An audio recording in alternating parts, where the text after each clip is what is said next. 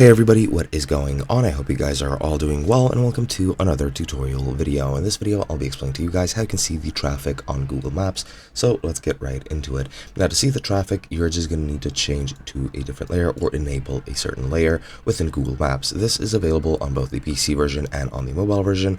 On the PC version, the layers are in the bottom left, whereas on the mobile version, they are either to the bottom right or directly to the right of the search bar. I forgot exactly which position it is. I'm pretty sure it's to the bottom right, and there you can tap on layers and access the traffic layer. However, on PC, as I've mentioned, it is in the bottom left. So let's just go into layers, hover over it, and as you can see, traffic is right over here. So what you're gonna do is you're gonna click on traffic, and that is gonna show you the lines which denote how dense the traffic at certain areas is.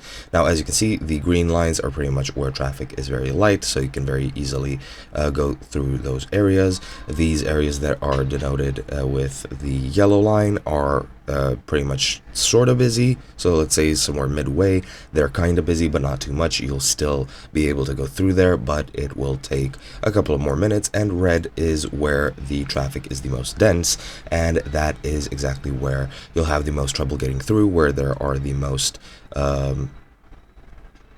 cars or pedestrian traffic or anything else, and you're going to have a bit of a harder time going through there. Now, I'm not sure how often this updates. As you can see, it is most likely not in real time, otherwise this might have cleared up when the light turned green over here.